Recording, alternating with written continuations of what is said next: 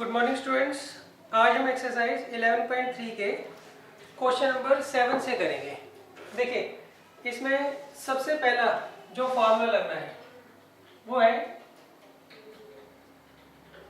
Equation of a plane.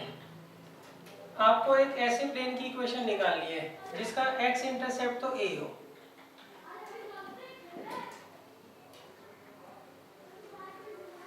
इसका x intercept क्या हो? ए हो। y इंटरसेप्ट b हो और z इंटरसेप्ट c। क्लियर है? मान लीजिए आपको एक प्लेन दे रखा है, उसके x, y और z तीनों एक्सिस के इंटरसेप्ट आपको दे रखे हैं। ये पॉइंट आप ओरिजिन ले लीजिए, इसका एक्स इंटरसेप्ट तो ए हो, तो इसका मतलब ये पॉइंट क्या होगा? a 0 0 और y इंटरसेप्ट क्या हो? b हो, तो इसका मतलब ये पॉइंट होगा 0 b 0 और z इंटरसेप्ट क्या हो? c हो, तो ये पॉइंट क्या होगा? 0 0 c। तो इस केस में इसकी जो इक्वेशन होगी वो होगी x upon a plus y upon b plus z upon c is equal to 1। Clear? मान लीजिए आपको एक प्लेन दे रखा है, उसका x इंटरसेप्ट a है, y इंटरसेप्ट b है और z इंटरसेप्ट c है। तो उसकी इक्वेशन क्या होगी? x upon a plus y upon b plus z upon c is equal to 1। अच्छा, इसकी सिर्फ ना आपके पास कौन सी इक्वेशन होती है? कार्टेशियन इक्वेशन ही होती है, इसकी वेक्टर इक्वेशन नहीं होती है।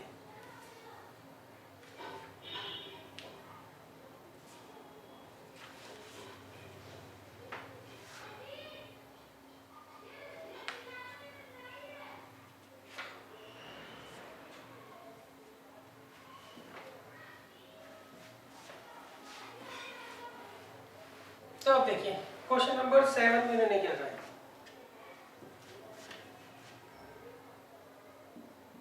क्वेश्चन नंबर 7 में इन्होंने कहा है find the intercepts cuts off by the plane. देखिए, हमें एक प्लेन दे रखा है, प्लेन की इक्वेशन है 2x plus y minus z is equal to 5। ये हमें क्या दे रखी है? प्लेन की इक्वेशन दे रखी है। अब हमें क्या करना है? इसका x इंटरसेप्ट, y इंटरसेप्ट और z इंटरसेप्ट तीनों जो है हमें फाइंड आउट करने हैं। तो इसके लिए हम क्या करते हैं? इस इक्वेशन को इससे कंपेयर कर लेते हैं।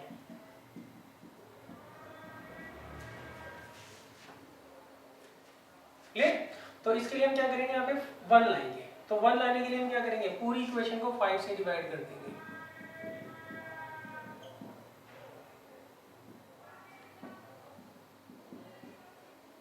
क्लियर है? अच्छा, अब देखिए, इसको हम फर्दर ऐसे लिख सकते हैं x upon 5/2 y upon 5 plus z upon minus 5 is equal to 1। Clear? तो देखिए, इन्होंने कहा आपको ये प्लेन दे रखा है, इसके तीनों इंटरसेप्ट जो है हमें फाइंड आउट करने हैं। इसका x इंटरसेप्ट निकालना है, y इंटरसेप्ट निकालना है और z इंटरसेप्ट निकालना है। तीनों इंटरसेप्ट हमें फाइंड आउट करने हैं। तो उसके लिए हम क्या करेंगे? यहाँ पर 1 ले लेंगे। तो फिर हम क्या करेंगे? नेक्स्ट यहाँ 1 लाने के लिए पूरी इक्वेशन को 5 से डिवाइड कर देंगे। फिर हमें इसको इससे कंपेयर करना है। तो उसके लिए आप देखो, x का ऊपर जो कोफिशिएंट है वो हमेशा 1 होगा, तो इस 2 को हम नीचे लेंगे। अब आप कंपेयर कर लीजिए, यहाँ पर a की वैल्यू आ रही है 5/2, b की वैल्यू आ रही है 5 और c की वैल्यू आ रही है -5। इसका मतलब ये जो प्लेन आपको दे रखा है, इसका x इंटरसेप्ट तो होगा 5/2, y इंटरसेप्ट होगा 5 और z इंटरसेप्ट होगा -5।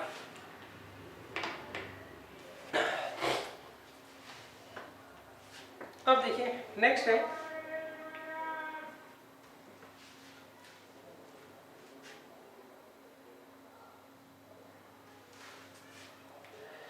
देखिए नेक्स्ट क्वेश्चन है find the equation of the plane with intercept 3 on y axis and parallel to ZOX plane.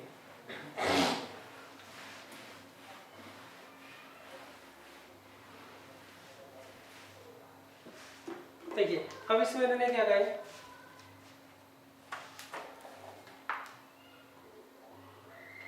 इसमें मैंने कहा है आपको एक ऐसे प्लेन की इक्वेशन निकालनी है, सही, जिसका y इंटरसेप्ट जो है वो 3 है।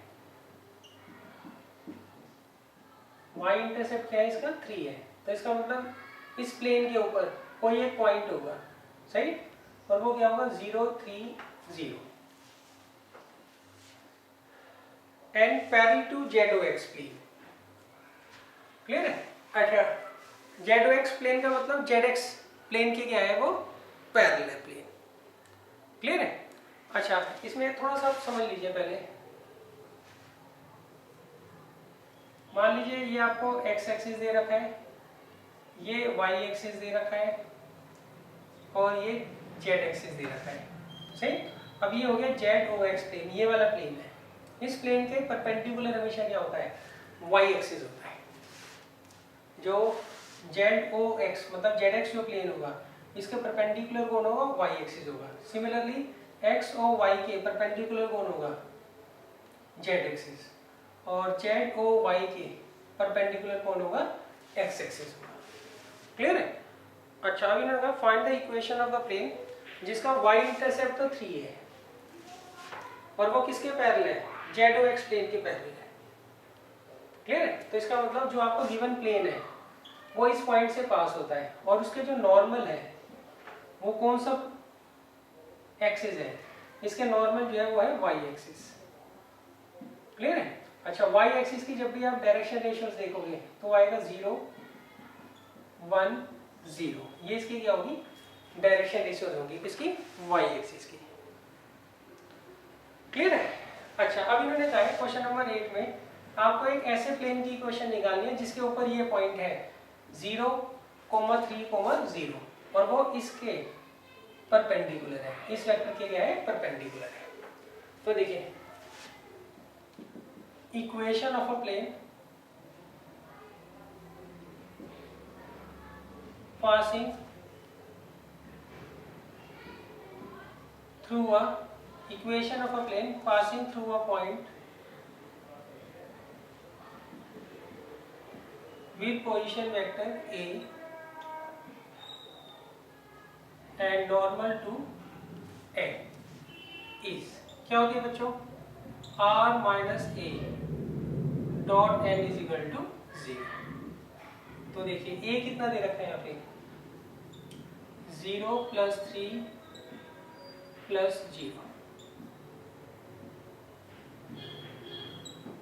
और n वेक्टर क्या दे रखा है? 0i plus 1j plus 0। अब कर लीजिए r dot 0i plus 1j plus 0 minus 3 is equal to 0। तो 3 को इधर है।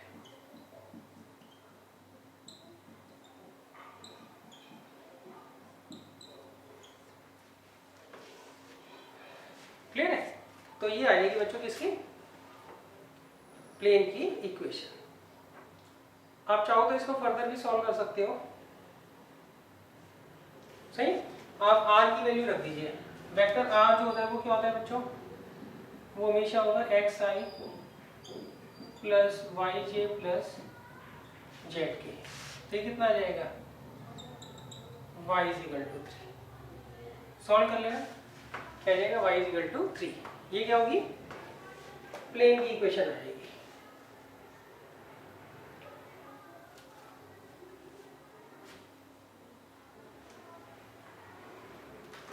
अब देखिए क्वेश्चन नंबर 9 10 एंड 11 ये तीनों एक ही तरह के हैं।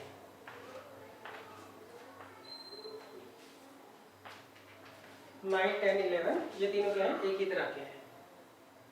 अब इसको देखिए कैसे करना है।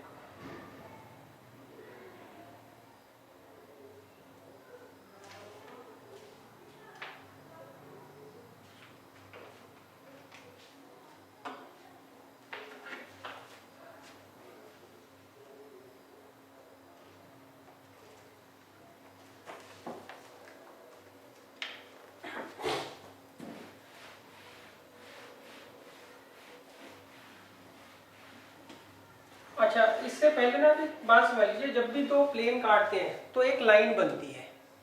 जब भी दो प्लेन काटते हैं तो क्या होती है, एक लाइन बनती है। जब भी दो लाइंस काटेंगी तो एक पॉइंट बनेगा। दो लाइंस जब एक जगह काटती हैं तो वहां पर क्या बनता है, पॉइंट बन रहा होता है। दो प्लेन जहां पर काटते हैं वहां पर क्या होती है, एक लाइन बन रही होती है, ये आप ध्यान रखिएगा। तो देखिए क्वेश्चन नंबर 9 में मैंने क्या कहा है, find the equation of the plane passing through the intersection of the planes 3x minus y plus 2z minus 4 is equal to 0 and x plus y plus z minus 2 is equal to 0। सही। और इन plane के ऊपर जो required plane है वो कहाँ से पास हो रहा होगा, 2,2,1 से पास हो रहा होगा। देखिए एक बार दोबारा समझ लीजिए, इन्होंने कहा है ये दो आपको प्लेन्स दे रखे हैं, ये जहां इंटरसेक्ट करते हैं वहां पर ऑब्वियसली बात है एक लाइन बनेगी। उस लाइन से पास होने वाले प्लेन की इक्वेशन निकालनी है, मगर जो हमारा रिक्वायर्ड प्लेन है वो इस पॉइंट से भी पास हो रहा होगा। क्लियर है। देखो इसको आसान लैंग्वेज में समझ लीजिए। मान लीजिए आपको दो प्लेन्स दे रखे हैं, उनके लाइन ऑफ इंटरसेक्शन से जो भी प्लेन पास होगा उसकी इक्वेशन क्या होती है, पहले वाले प्लेन प्लस लैम्डा टाइम्स दूसरे वाले plane is equal to 0। Clear है। मान लीजिए आपको पहला प्लेन दे रखा है, उसकी इक्वेशन दे रखी है P1 इज इक्वल टू 0। दूसरा वाला प्लेन दे रखा है, उसकी इक्वेशन दे रखी है P2 is equal to 0।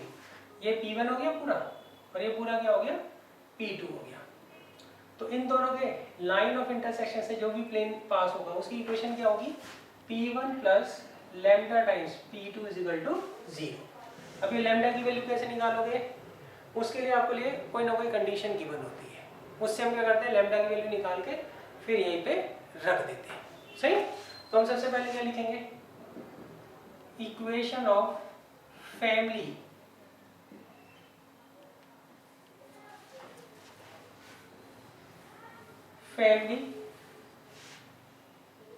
of planes passing through the line of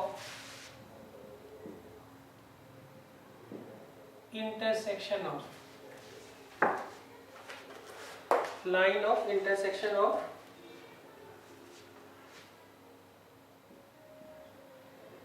planes 3x minus y plus 2z minus 4 is equal to 0 and x plus y plus z minus 2 is equal to 0 is। Clear है। क्या होगी,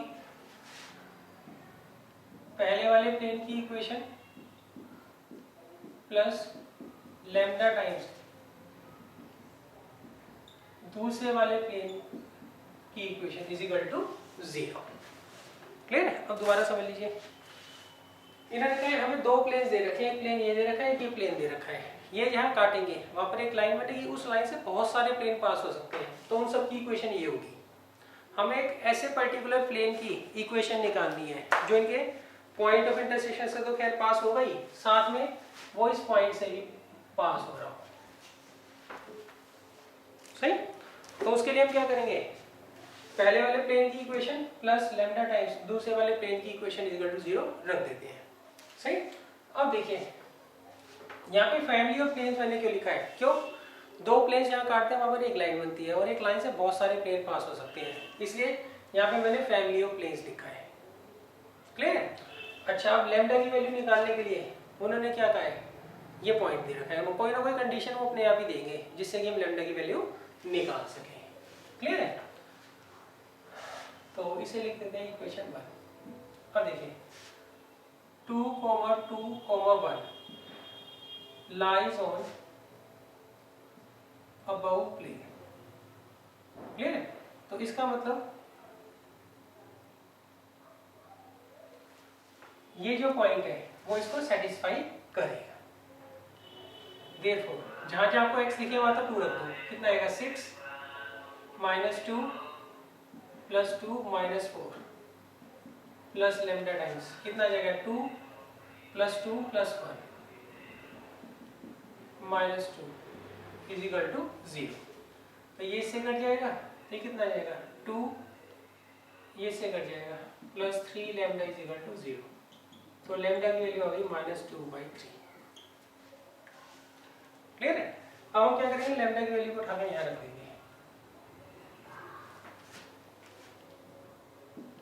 put lambda is equal to -2/3 in equation 1 we get. Clear है। तो ये आएगा 3x plus 3x minus y plus 2z minus 4 -2/3। यहाँ पर x plus y plus z minus 2 is equal to 0। अब देखिए यहाँ पे एलसीएम ले लीजिए 3, तो कितना आएगा 9x minus 3y plus 6z minus 12 minus 2x minus 2y minus 2z plus 4 is equal to 0। तो कितना आ जाएगा बच्चों 7x minus 5y plus 4z minus 8 is equal to 0। तो ये बच्चों उस प्लेन की इक्वेशन आ गई जो इन दोनों प्लेन की लाइन ऑफ इंटरसेक्शन से पास होता है और उसके ऊपर ये पॉइंट लाई करता है।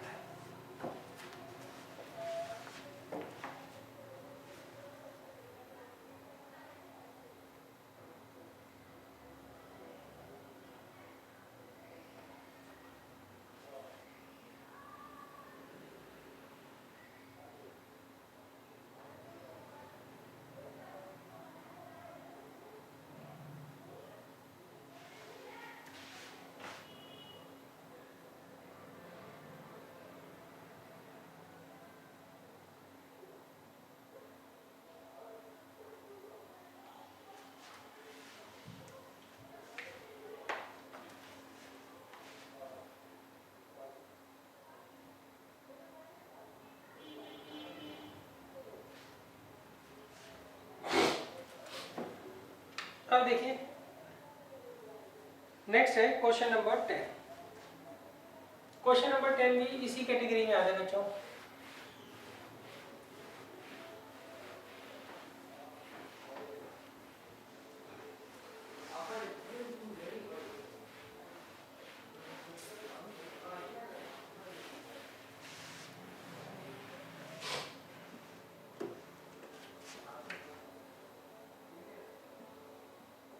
देखिए क्वेश्चन नंबर 10 में मैंने क्या कहा है, find the vector equation of the plane passing through the intersection of. देखिए ये जो क्वेश्चन है ये आपको वेक्टर फॉर्म में दे रखा है।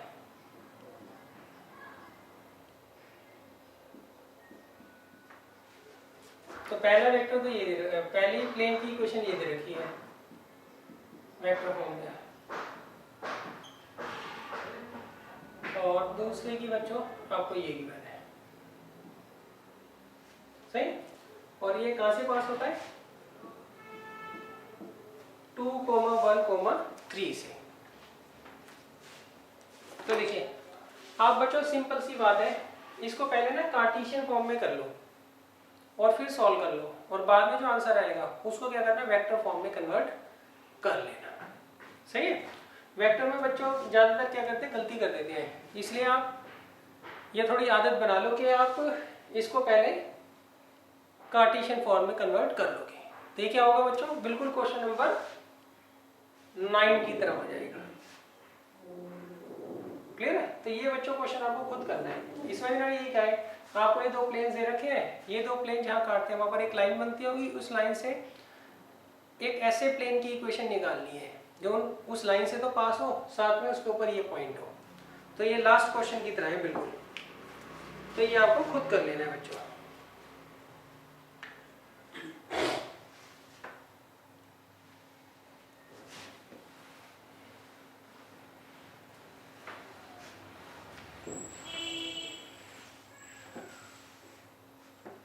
अब देखिए नेक्स्ट है क्वेश्चन नंबर 11। इन्होंने कहा find the equation of the plane through the line of intersection of planes.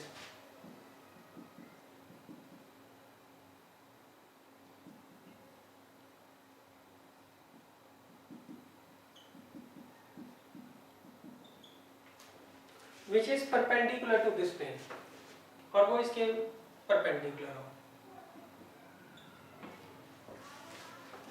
Clear है? तो देखिए सबसे पहले मैंने कहा आपको एक ऐसे प्लेन की इक्वेशन निकालनी है जो इनके लाइन ऑफ इंटरसेक्शन से पास हो। नेक्स्ट, और वो इसके परपेंडिकुलर हो, इस प्लेन के क्या हो, परपेंडिकुलर हो। क्लियर है? अच्छा एक बात ध्यान रखना, अगर दो प्लेन्स आपस में परपेंडिकुलर होते हैं तो उनके जो नॉर्मल्स होते हैं वो भी आपस में परपेंडिकुलर होते हैं। देखिए मान लीजिए एक प्लेन ये दे रखा है और एक प्लेन आपको ये दे रखा है। इस वाले प्लेन का नॉर्मल हम n1 ले लेते हैं और इस वाले प्लेन का नॉर्मल n2 ले लेते हैं। अब अगर मान लीजिए ये दोनों प्लेन्स परपेंडिकुलर हैं तो इनके जो नॉर्मल्स होंगे वो भी आपस में क्या होंगे, परपेंडिकुलर होंगे। तो आप ये याद कर लीजिए, अगर दो प्लेन्स परपेंडिकुलर हैं तो उनके नॉर्मल्स भी क्या होंगे, परपेंडिकुलर होंगे। नेक्स्ट, अगर दो प्लेन्स पैरेलल हैं तो उनके नॉर्मल क्या होंगे, वो भी पैरेलल होंगे, या ये मान लीजिए उनके नॉर्मल जो है वो कॉमन होंगे। क्लियर है? तो ये रिलेशन आप हमेशा याद रखिएगा। अगर दो प्लेन्स परपेंडिकुलर हैं तो उनके नॉर्मल्स भी परपेंडिकुलर होंगे, और अगर मान लीजिए दो प्लेन्स पैरेलल हैं तो उस केस में उनके जो नॉर्मल्स होंगे वो भी पैरेलल होंगे, या ये कह लीजिए उनके जो नॉर्मल्स होंगे वो कॉमन होंगे। अब देखिए सबसे पहले equation of family of planes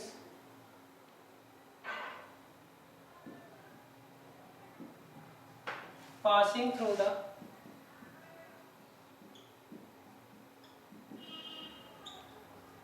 line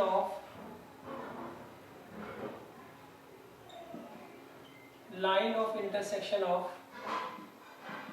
x plus y plus z minus 1 is equal to 0 and 2x plus 3y plus 4z minus 5 is equal to 0 is क्या होगी बच्चों, पहले वाले प्लेन की इक्वेशन प्लस लैम्डा टाइम्स दूसरे वाले plane की equation is equal to 0।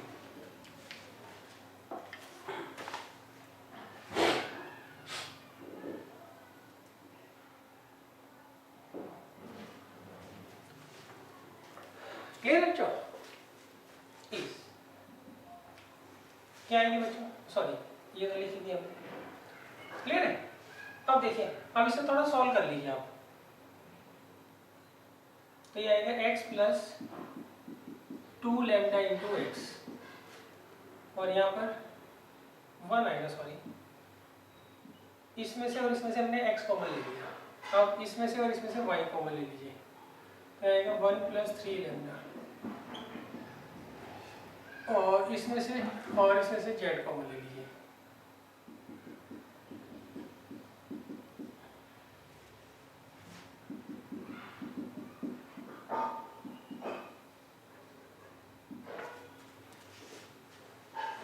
अब देखिए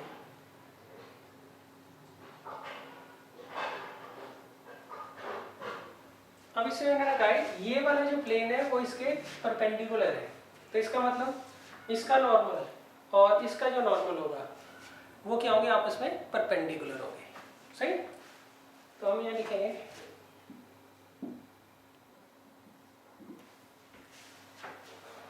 सिंस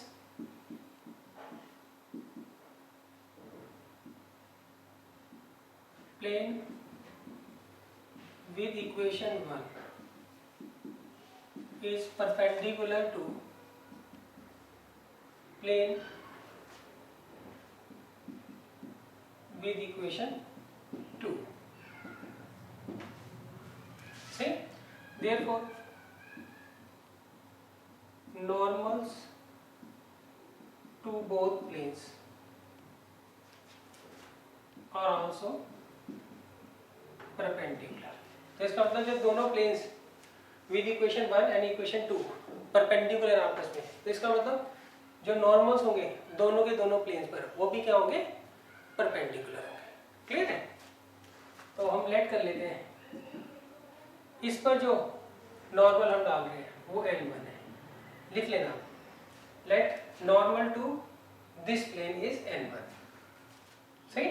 तो देयरफॉर n1 किसके बराबर आएगा, वो आएगा 1 plus 2 lambda into y plus 1 plus 3 lambda into j plus 1 plus 4 lambda into k. सही? और इस पर जो नॉर्मल है उसको आप n2 मान लीजिएगा, तो इसीलिए n2 किसके बराबर आएगा, 1i minus 1j plus 1k। सही? आपको एक प्लेन की इक्वेशन दे रखी है, तो उसमें जो x y z के जो कोफिशिएंट होते हैं वो क्या होते हैं, डायरेक्शन रेशियोज होते हैं किसके, नॉर्मल के। सही?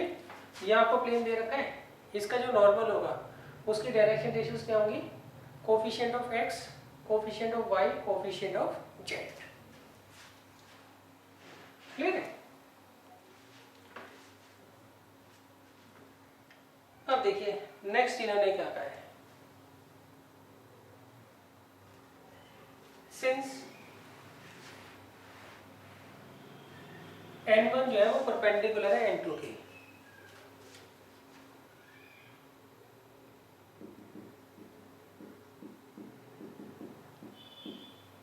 देयरफॉर n1 और n2 का जो डॉट प्रोडक्ट होगा वो क्या होगा, 0 होगा। तो ये कर लीजिए 1 plus 2 lambda 1 plus 3 lambda plus 1 plus 4 lambda is equal to 0। अब इसे सॉल्व कर लीजिए,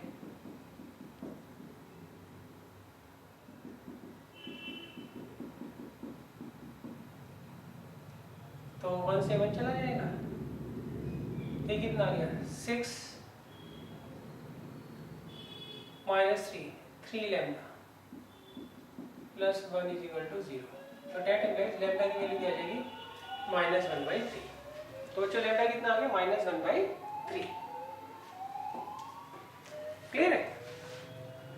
अब हम क्या करेंगे, इसको इक्वेशन 1 में रख देंगे। क्यों?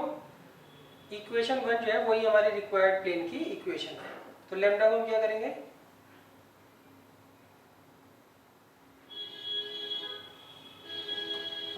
इक्वेशन 1 में हम पुट कर देते हैं।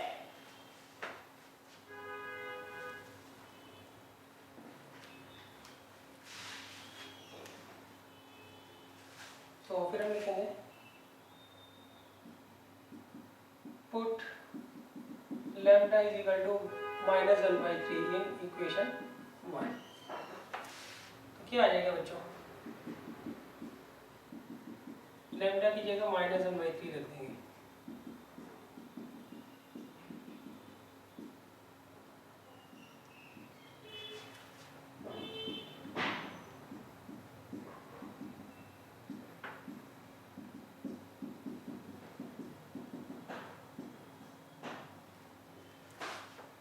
ये कितना आएगा,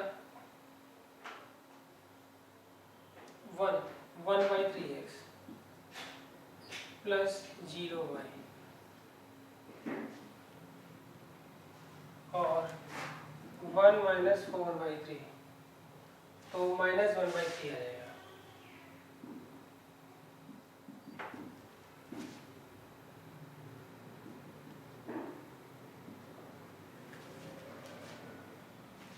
और ये आएगा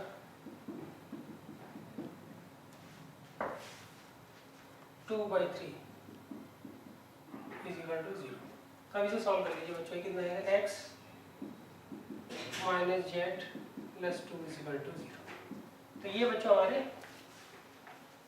रिक्वायर्ड प्लेन की इक्वेशन हो।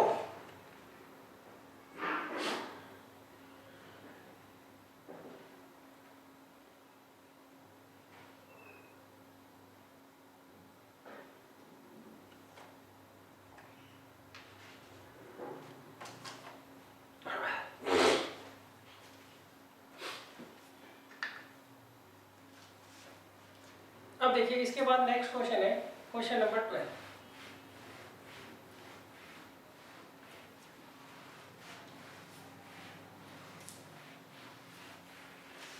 देखिए अब एक बात ध्यान रखना, आपको मान लीजिए दो प्लेन्स दे रखे हैं, उनके बीच का एंगल फाइंड आउट करना है अगर, तो वो क्या होगा, उनके नॉर्मल्स के बीच का एंगल होगा। आपको दो प्लेन्स दे रखे हैं, उनके बीच का अगर आपको एंगल फाइंड आउट करना है तो हम क्या करते हैं, उनके नॉर्मल्स के बीच का एंगल फाइंड आउट कर लेते हैं। तो देखिए क्वेश्चन नंबर 12 में उन्होंने कहा है find the angle between the planes whose vector equations are. आपको दो प्लेन दे रखे हैं और दोनों की वेक्टर इक्वेशन अभी गिवन है।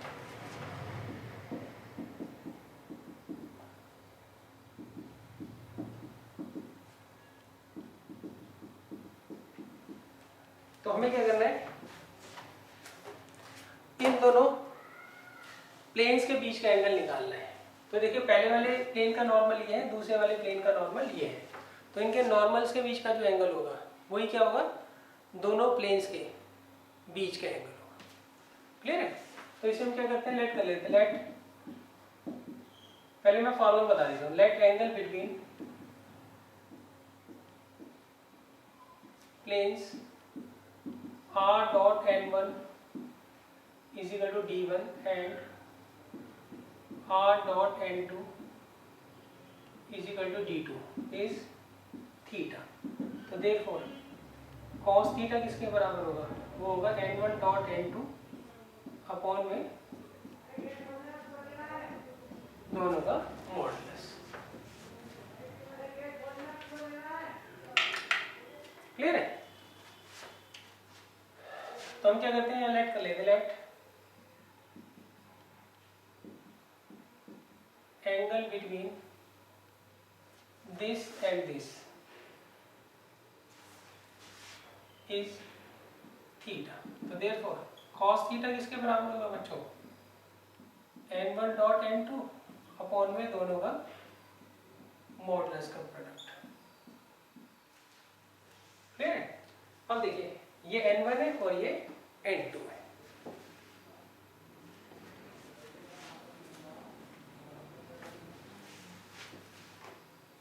तो यहाँ पे n1 दे रखा है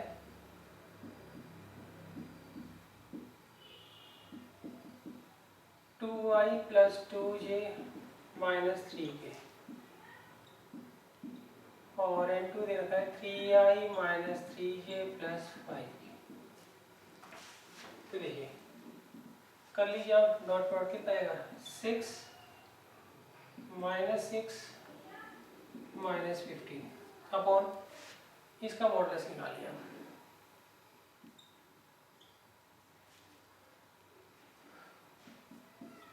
4 4 और 9, 4 प्लस 4 प्लस 9 और इसका n2 का मॉडुलस निकालिए 9 9 प्लस 25। क्लियर है? तो कितना आ जाएगा ऊपर 15 और नीचे √17 और यहाँ पे 43। तो 43 को कर लीजिए 17 से मल्टीप्लाई, 301 तो यहाँ पे 731। तो डेट इनवर्स cos थीटा किसके बराबर आ गया, 15 अपॉन √731।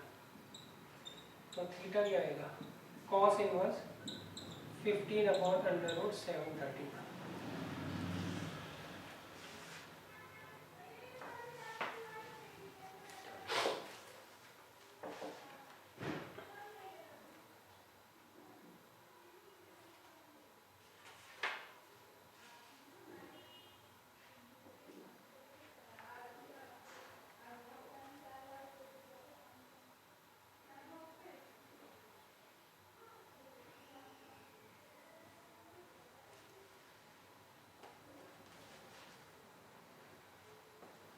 अब देखिए नेक्स्ट है क्वेश्चन नंबर 13। इसमें ने कहा in the following cases determine whether the given planes are parallel और perpendicular and in case they are neither find the angle between them. देखिए यहाँ पर हमें जो है 5 पार्ट दे रखे हैं और पांचों पार्ट में हमें दो प्लेन्स की इक्वेशन दे रखी है।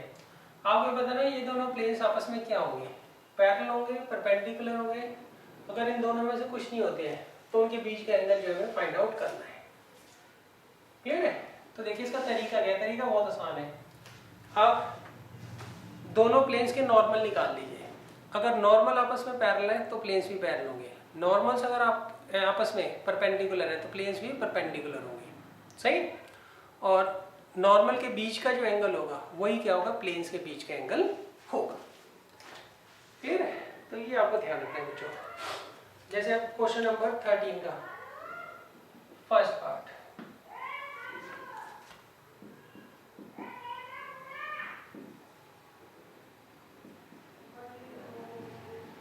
ये हमें पहले प्लेन की इक्वेशन दे रखी है और ये हमें दूसरे प्लेन की इक्वेशन दे रखी है। तो अब देखिए क्या करना है। अब हमें चेक करके बताना है कि ये दोनों जो प्लेन्स हैं ये आपस में पैरेलल है, परपेंडिकुलर है। अगर दोनों ही नहीं है तो उनके बीच का एंगल क्या होगा। तो उसके लिए देखिए पहले आप इसका नॉर्मल निकाल लीजिए। ये जो प्लेन है इसका जो नॉर्मल होगा उसकी डायरेक्शन रेशियोज क्या होंगी, 7, 5, 6।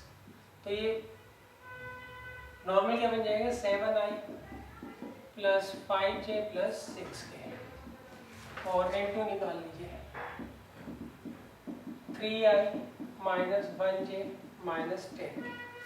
क्लियर है? अब देखिए क्या ये प्रोपोर्शनल है, अगर ये प्रोपोर्शनल या सेम होते तो उस केस में पैरेलल होते। क्लियर है? अच्छा, अब नेक्स्ट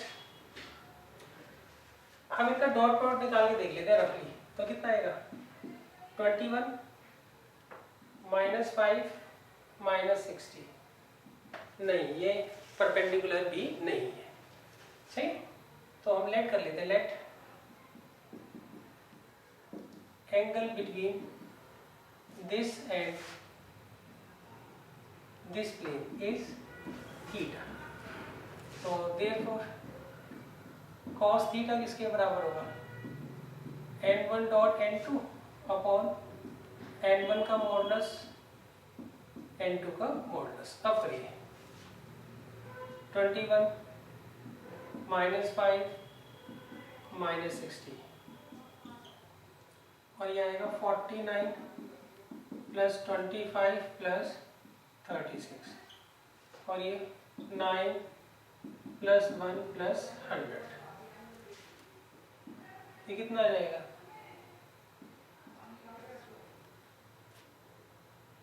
65। तो 44 है। और ये कितना आएगा बच्चों, अंडर रूट 110 और ये भी 100 रूट 110। तो cos थीटा कितना आएगा,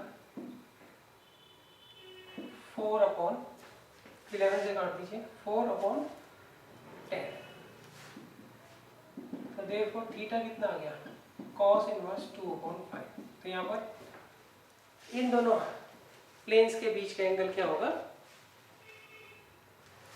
cos इनवर्स 2 अपॉन 5।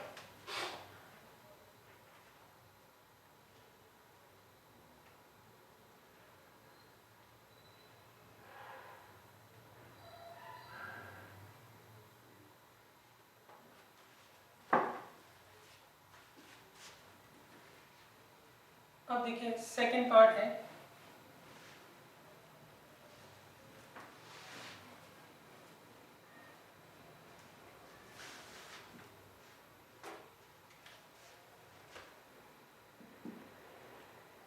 इसमें हमें दे रखी है 2x plus y plus 3z minus 2 is equal to 0। तो ये तो पहले प्लेन की इक्वेशन दे रखी है और दूसरे की x minus 2y plus 5 is equal to 0।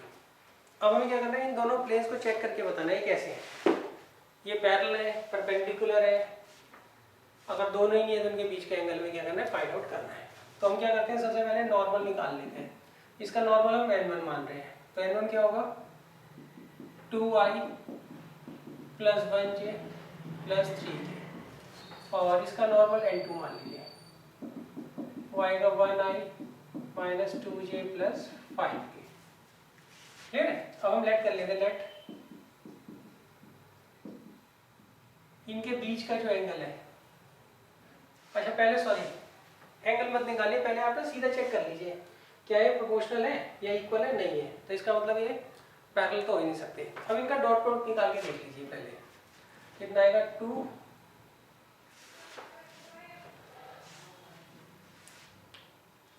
बच्चों यहाँ पे 0 है ये, नहीं 2 माइनस 2 प्लस 0, हाँ इनका डॉट प्रोडक्ट क्या आ रहा है 0 आ रहा है, तो आपको एंगल फाइंड आउट करने की जरूरत नहीं है।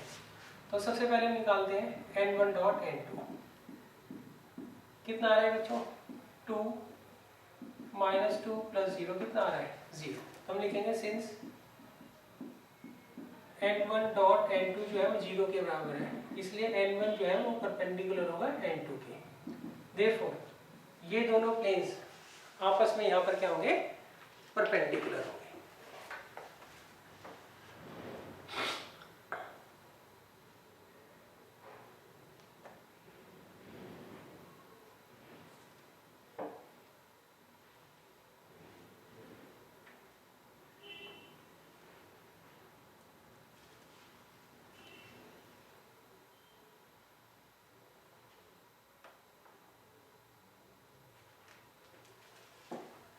अब देखिए सी पार्ट, थर्ड पार्ट इसका।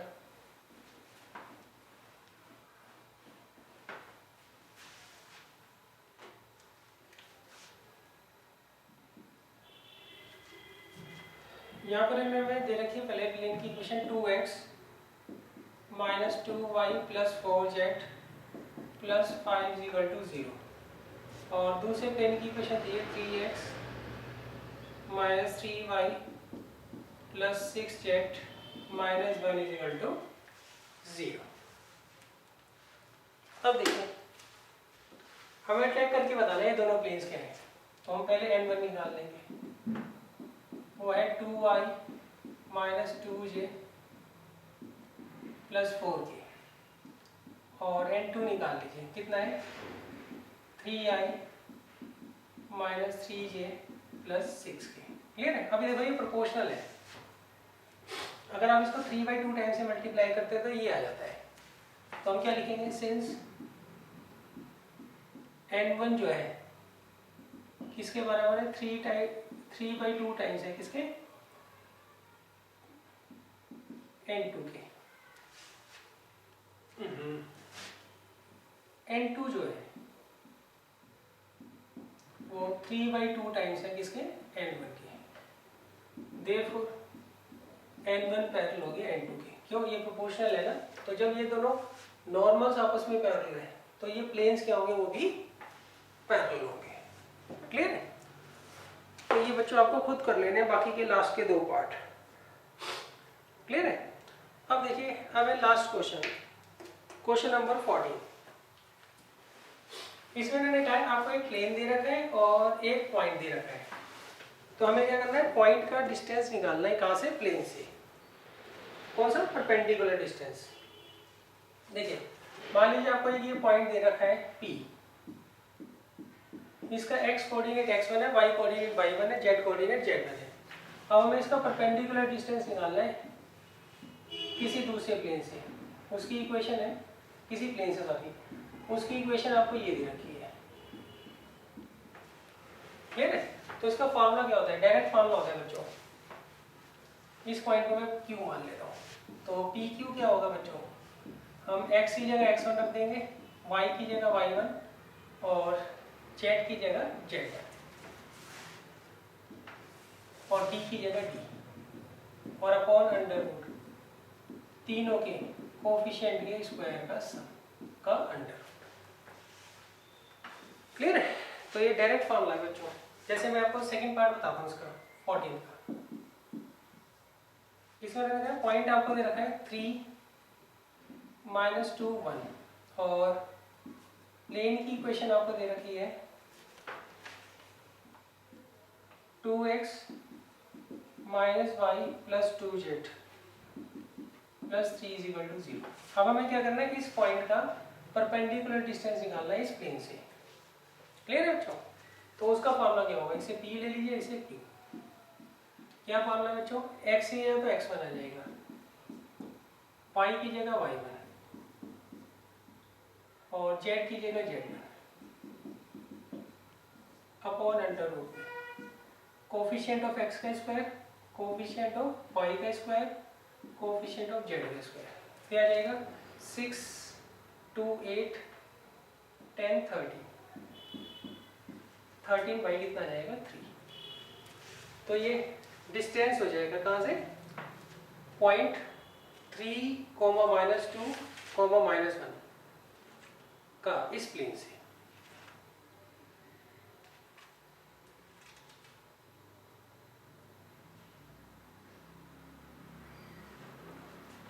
क्लियर है बच्चों। देखिए इन्होंने कहा है आपको ये पॉइंट दे रखा है, इस पॉइंट से आप परपेंडिकुलर डालते हैं इस प्लेन पर, तो ये परपेंडिकुलर डिस्टेंस हमें निकालना है। तो उसका ये हमारे पास बच्चों डायरेक्ट फॉर्मूला होता है, x की जगह x बना जाता है, y की जगह y बना जाता है, z की जगह z बना जाता है, d as it is upon में under root coefficient of x का स्क्वायर, कोफिशिएंट ऑफ y का स्क्वायर, कोफिशिएंट ऑफ z का स्क्वायर। ये क्या करेंगे, नीचे वाली टर्म अंडर रूट में लिखेंगे और पूरे का क्या करेंगे, मॉडुलस ले लेंगे। इन केस ये नेगेटिव आ रहा हो तो उसको हम क्या करते हैं, पॉजिटिव कर लेते हैं। तो बच्चों बाकी के पार्ट आपको इसके खुद करने हैं।